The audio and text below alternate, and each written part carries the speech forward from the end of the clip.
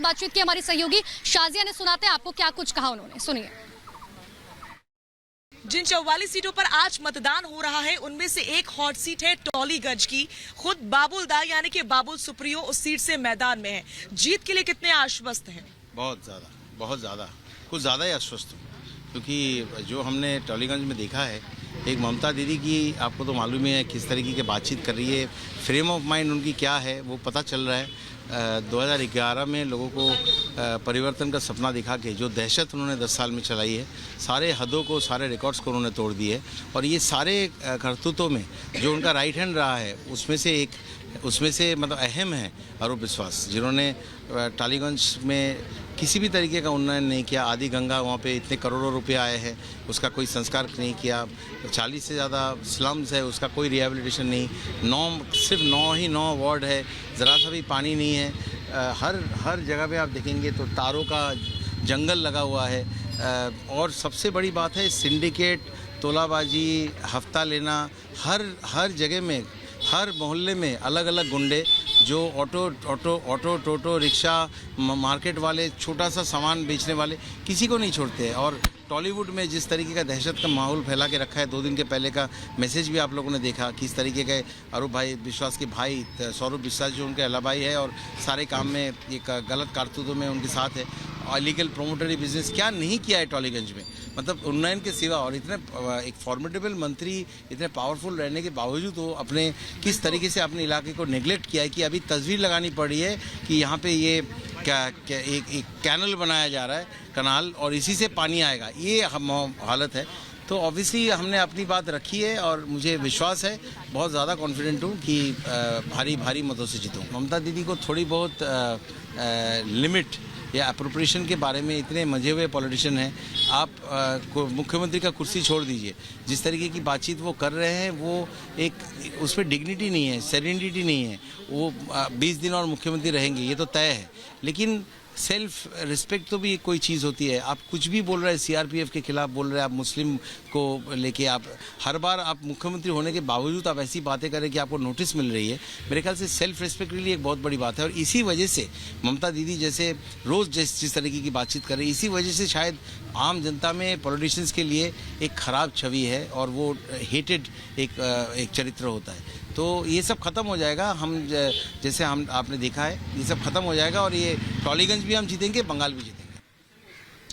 तो सुन रहे थे आप बाबुल सुप्रियो को, जिन्होंने जीत का दम भरा एक बार फिर से। इस बीच हमारे साथ 2 खास मेहमान जुड़ चुके हैं। हमारे साथ संजीव उनियाल जुड़ चुके हैं जो कि राजनीतिक विश्लेषक है। हमारे साथ स्वयं प्रकाश पुरोहित भी जुड़ चुके हैं, राजनीतिक विश्लेषक है। बहुत बहुत स्वागत करती हूँ दोनों ही खास मेहमानों का आपका। संजीव जी, पहले मैं आपके पास आना चाहूंगी। कूच बिहार से भी खबर आई थी थोड़ी देर पहले, जब हम बाबुल दास से बात कर रहे थे उससे पहले हमने खबर ब्रेक की थी कि कूच बिहार में हिंसक झड़प हुई है। टीएमसी और बीजेपी के कार्यकर्ता आपस में एक बार फिर से भिड़ गए, बीजेपी के कार्यकर्ता को गोली तक लगी है। आखिर ये सब बंद कब होगा? ये गुंडागर्दी कब खत्म होगी?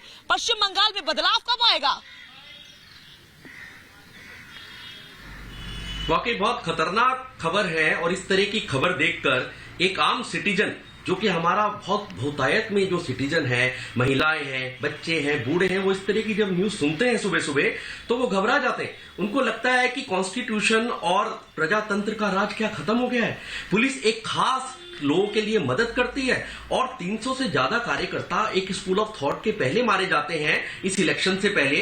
और अब देखिए, अब इस चरण में भी लगातार अब सुबह सुबह क्या हाल कर दिया है, आपने गोली मार दी है। उस घर के बच्चों का, उस घर की बीवी का, उसके बच्चों की मां का, उन का क्या हाल होगा? जिस बच्चे की गोली लगती है, जिस व्यक्ति के गोली लगती है, वो किसी भी पार्टी का हो सकता है, किसी भी स्कूल ऑफ थॉट का हो सकता है। परंतु आप एक तरफ महिला की बातें करती हैं, आप भूल गए कि 85 साल की एक महिला को मार मार के आपने जो जान से मार दिया। कितनी भयावह स्थिति थी कलकत्ता में, कितनी भयावह स्थिति। वेस्ट बंगाल की स्थिति इतनी बुरी हालत हो चुकी है कि लोगों के मन में एक डर बैठ गया है। आज सुबह जब ब्रह्मनाद होना चाहिए, प्रातः स्मरण होना अपने आप में देखना। हालांकि 2 मई को जो है पता चलेगा कि आखिर क्या कुछ होता है। स्वयं प्रकाश पुरोहित भी हमारे साथ जुड़े हुए हैं। स्वयं प्रकाश जी, एक सवाल का जवाब दीजिएगा। जिस तरीके से हम भारतीय जनता पार्टी के लिए देख रहे हैं, बहुत ओवर कॉन्फिडेंस में नजर आ रही है। गृह मंत्री अमित शाह से लेकर पीएम मोदी की बात करेंगे, 200+ सीटों की बात करते हैं, लेकिन जितने गढ़ हैं, जितने डिस्ट्रिक्ट है, वो सभी टीएमसी के गढ़ कहे जाते हैं। ऐसा तो नहीं लग रहा कि कहीं बहुत ओवर कॉन्फिडेंस में बीजेपी जीत रही है? मध्य प्रदेश, राजस्थान और छत्तीसगढ़ में भी देखे थे हमने हालात। स्वयं प्रकाश जी। जी, भारतीय जनता पार्टी के धरातल में यहाँ पे कोई जगह नहीं है। भारतीय जनता पार्टी के पास में कैडर नहीं है, बूथ पे बैठने वाले लोग नहीं है। आपने वो वीडियो सुना होगा जिसमें मुकुल राय अमित शाह को फोन कर, कैलाश विजयवर्गीय को फोन करके बोलते हैं कि आप हमें बाहर के बूथ, मतलब दूसरे बूथ के, मतलब हमारे लोकल नॉर्मल क्या होता है, हमारे चुनाव में बूलिंग एजेंट बूथ के बैठने वाले लोग होते हैं जो लोकल होते हैं। मगर इस बार पश्चिम बंगाल के चुनाव में भारतीय जनता पार्टी ने नया कानून बनवाया है जिसमें आप कुछ बिहार के लोग आकर के यहाँ कलकत्ते में बैठेंगे, कलकत्ते के लोग जाकर के कहीं और बैठेंगे, क्योंकि इनके पास लोग नहीं है, इनके पास कैंडिडेट नहीं है। भारतीय जनता पार्टी की इस चुनाव के अंदर ये बौखला चुकी है भारतीय जनता पार्टी।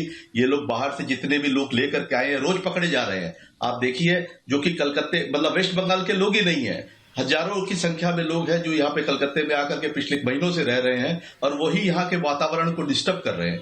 चुनाव के अंदर में जब भी चुनाव पश्चिम बंगाल में हुआ है, थोड़ी बहुत छुटपुट अशांति होती है। हेलो हेलो, बिल्कुल बिल्कुल बिल्कुल बहुत जी, सुन पा रहे हैं? बिल्कुल बहुत सही बात आप कह रहे हैं। देखिए, ये तो 2 तारीख को पता चलेगा कि आखिर बीजेपी का ओवर कॉन्फिडेंस ज्यादा है या टीएमसी का, जब पता चलेगा।